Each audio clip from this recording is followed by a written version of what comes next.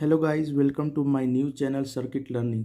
तो आज इस वीडियो में हम डिस्कस करेंगे ट्रांसफार्मर वाइंडिंग और transformer on the basis of construction.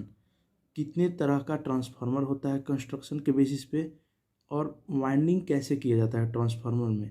Mainly आप लोग देखे होंगे कि जो ट्रांसफार्मर होता है उसमें वाइंडिंग किया जाता है। उसमें दो तरह का वाइंडिंग होता है। वाइंडिंग के बारे में हम लोग समझेंगे वीडियो में और प्रैक्टिकल भी इसका देखेंगे।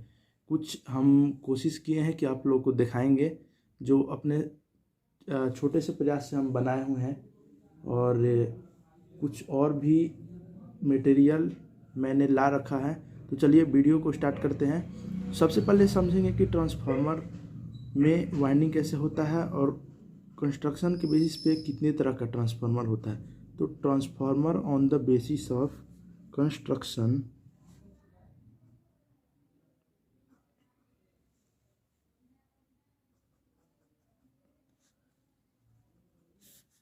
On the basis of construction दो तरह का होता है। पहला हमारा हो गया कोर टाइप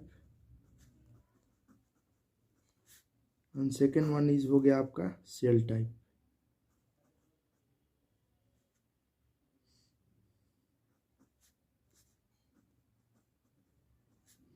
ये दो तरह का मेनली ट्रांसफार्मर होता है कंस्ट्रक्शन के बेसिस पे। वैसे तो बहुत सारे ट्रांसफार्मर होते हैं, लेकिन अभी कंस्ट्रक्शन के बेसिस पे हम बात कर रहे हैं तो दो ही होते हैं। सबसे पहले कोर टाइप ट्रांसफार्मर क्या होता है। तो कोर टाइप ट्रांसफार्मर जो होता है इसमें हम लोग कोर के सराउंडिंग में वाइंडिंग करते हैं।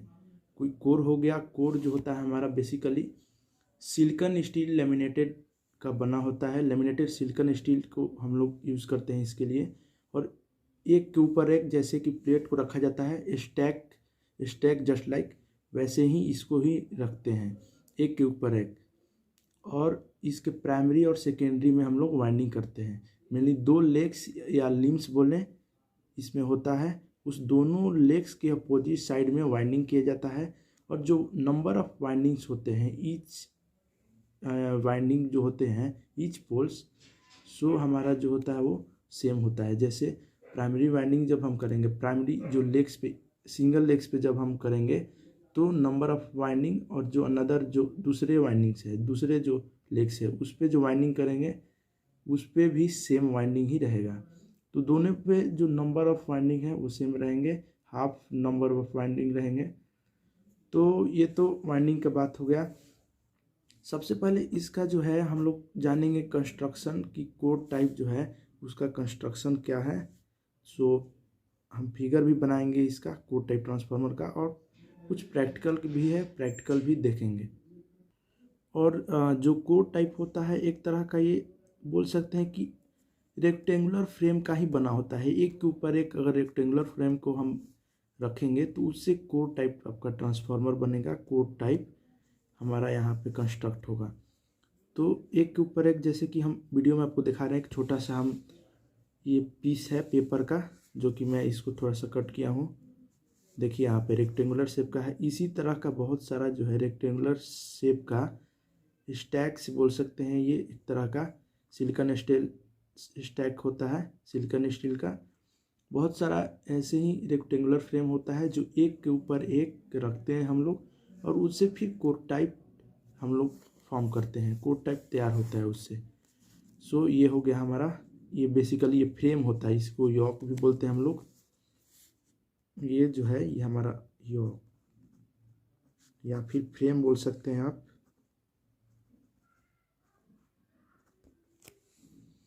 इसके चारों तरफ जो होता है ना मैग्नेटिक फ्लक्स प्रोड्यूस होता है।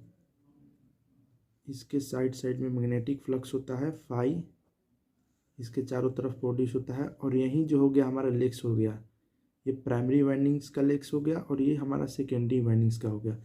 इसके प्राइमरी वाइंडिंग्स में हम लोग, इसके लेग्स में हम लोग वाइंडिंग करते हैं।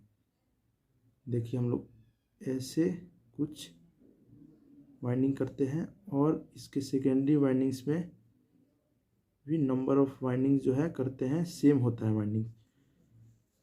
तो ये हमारा हो गया प्राइमरी, और ये हमारा सेकेंडरी हो गया। और ये हमारा मैग्नेटिक फ्लक्स यहाँ जो है हमारा नट और बोल्ट, उससे ये हमारा असेंबल किया होता है, उससे असेंबलिंग किया हुआ रहता है ये नट और बोल्ट से। जो आप देख रहे हैं यहाँ पे जो डॉटेड जो लाइन्स है, ये जो 4 है, इसमें मेनली हम लोग नट को यूज़ करके और इसको असेंबल करते हैं ताकि वो फिक्स हो जाए। सो ये हमारा हो गया एंड ये वाइंडिंग हो गया। ये तो हो गया इसके कंस्ट्रक्शन के बारे में। और देखिए अब हम थोड़ा सा इसको बनाते हैं। चलिए यहाँ पे थोड़ा सा हम इसको ड्रॉ करते हैं कोर टाइप ट्रांसफार्मर को। तो पहले एक हम रेक्टेंगुलर फ्रेम शेप बनाएंगे, रेक्टेंगल बनाएंगे और इसके अंदर एक और इनर रेक्टेंगल बनाएंगे, 2, ये 2 हमारा बन गया। अब ये हमारा नट और बोल्ट जहाँ फिक्स होता है,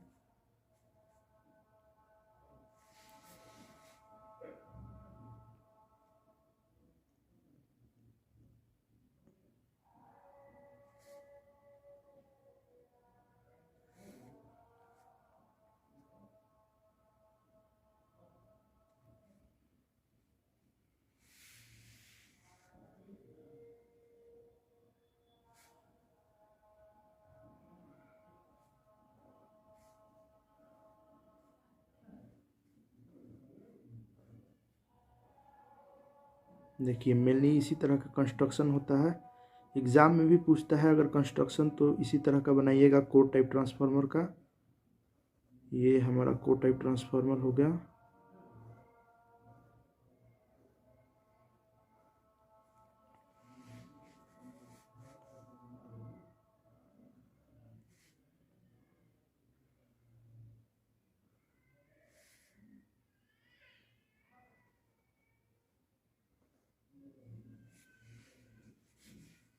सो ये जो है हमारा प्राइमरी वाइंडिंग, नेमिंग कर देते हैं प्राइमरी वाइंडिंग, और ये हमारा secondary winding.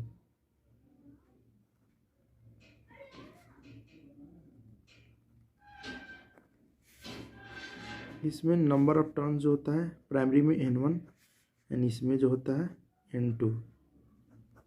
N1 and N2 जो होता है इक्वल होता है नंबर ऑफ टर्न्स। जितना प्राइमरी वाइंडिंग में करेंगे नंबर ऑफ टर्न्स, उतना ही सेकेंडरी में भी करेंगे। तो ये तो नंबर ऑफ टर्न्स इक्वल होते हैं। और यहाँ हमारा फ्लक्स प्रोड्यूस होता है, फाई से डिनोट करते हैं फ्लक्स। ये हमारा फ्लक्स हो गया।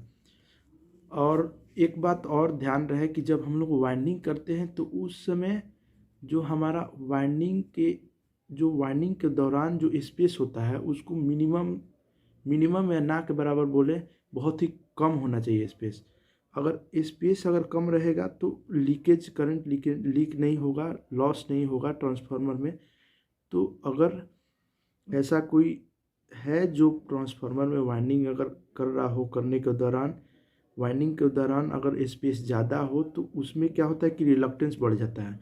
रिलक्टेंस बढ़ने के कारण उसमें जो जैसे एयर गैप ज़्यादा हो गया तो उससे रिलक्टेंस बढ़ जाता है। उसके कारण जो हमारा फ्लक्स जो होता है वो ज़्यादा हमारा जनरेट होता है, ज़्यादा फ्लक्स प्रोड्यूस होता है, लॉस भी ज़्यादा होता है। तो इसी कारण इसमें हम लोग जो एयर गैप है वो कम लेंगे, बहुत ही कम स्पेस लेंगे, ना के बराबर। और ये तो हमारा हो गया प्राइमरी वाइंडिंग, सेकेंडरी वाइंडिंग। यहाँ हमारा जो है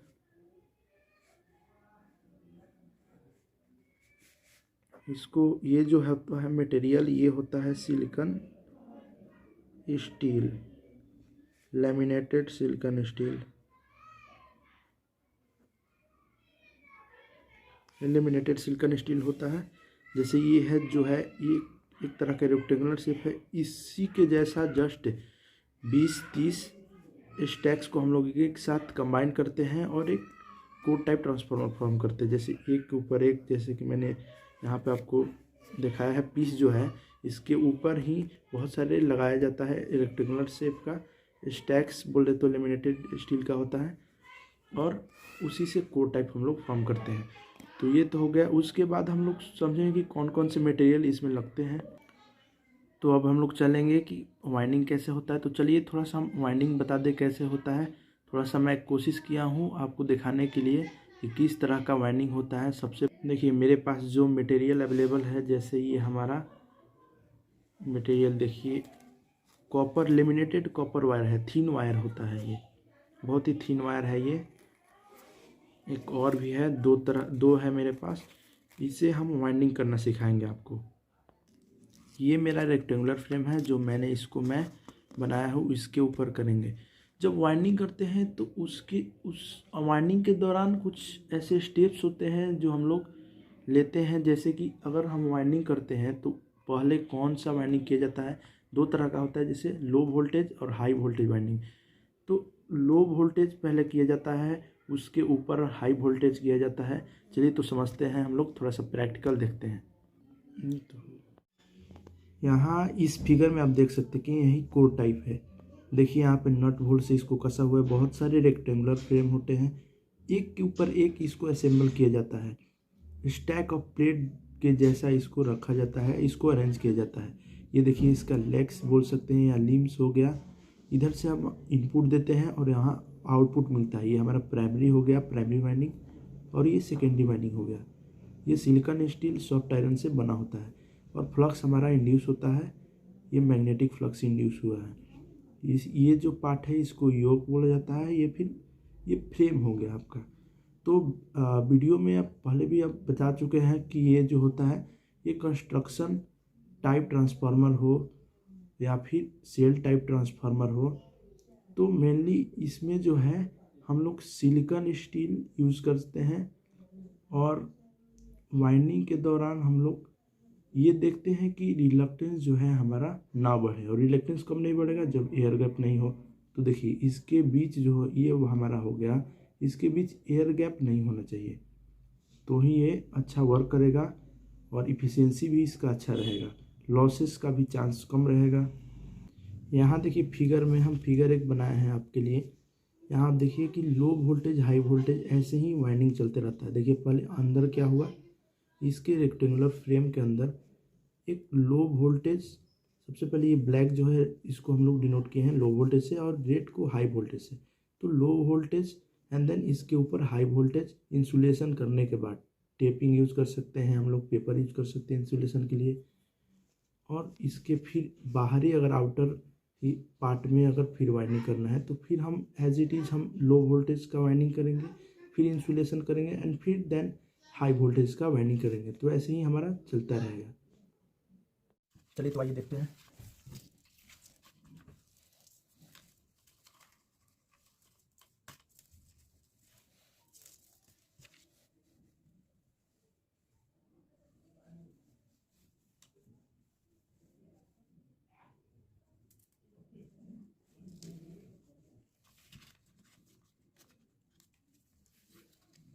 तो सबसे पहले इस पे हम लोग लो वोल्टेज का वाइंडिंग करेंगे, उसके बाद हाई वोल्टेज। लो वोल्टेज और हाई वोल्टेज ये सीरियली चलते रहेगा। सबसे पहले लो वोल्टेज अंदर, उसके ऊपर इंसुलेशन करेंगे। इंसुलेशन में हम लोग मेनली टेप या पेपर यूज़ कर सकते हैं ताकि लीकेज ना हो। तो इंसुलेशन करेंगे, तो सबसे पहले इंसुलेशन के लिए हम लोग पेपर ही यूज़ करते हैं।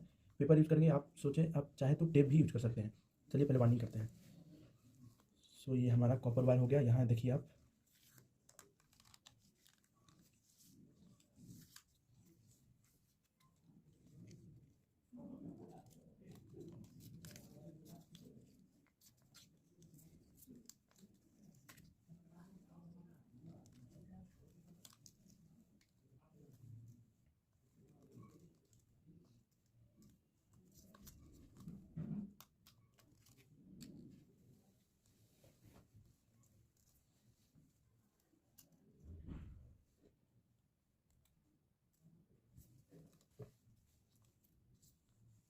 ये देखिए यहाँ देखिए कितना थीन यहाँ पे हम वाइंडिंग करना है। थोड़ा सा भी एयर गैप नहीं चाहिए इसके बीच। एयर गैप अगर रहेगा तो रिलक्टेंस हमारा बढ़ जाएगा, फिर लॉस का चांस बढ़ता है। इसके ऊपर हम हाई वोल्टेज का, तो इंसुलेशन के लिए हम लोग टेप का यूज़ करते हैं मेनली, या पेपर। ये पेपर का यूज़ कर रहे हैं हम इसके ऊपर। सो ये हमारा हो गया पेपर। देखिए इंसुलेशन के लिए हम लोग इस पेपर का हम लोग यूज़ करेंगे।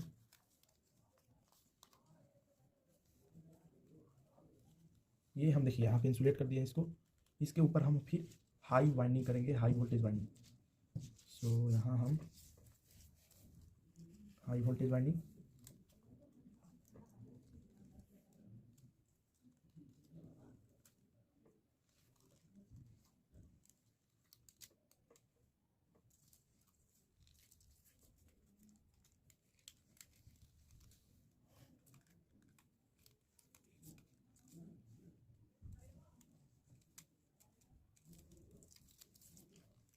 बहुत यहाँ पे बारीकी से किया जाता है, देख सकते हैं यहाँ। सो ऐसे ही लो वोल्टेज और हाई वोल्टेज चलते रहेगा आपका। और यहाँ से दो मेरा टर्मिनल जो है, हाई वोल्टेज और लो वोल्टेज, यहाँ से मेरा दो टर्मिनल जो है वो फाइनली यहाँ से मिल जाएगा। ये और ये हमारा जो टर्मिनल है, देखिए लो वोल्टेज और हाई वोल्टेज का जो टर्मिनल है, ये दो टर्मिनल आपका देखिए यहाँ पे, ये और ये दो टर्मिनल, लो वोल्टेज और हाई वोल्टेज। फिर ऐसे ही हम ये नीचे भी करेंगे, इसके अंदर भी करेंगे इनर पार्ट में, फिर उसके ऊपर इंसुलेशन करेंगे, फिर उसके ऊपर हम लोग फिर हाई वोल्टेज का वाइंडिंग लेंगे। तो ऐसे ही चलता रहेगा और फिर कोर टाइप ट्रांसफार्मर हमारा तैयार हो जाएगा। तो यही आज की वीडियो में, और वीडियो अच्छा लगा तो लाइक कर दीजिएगा।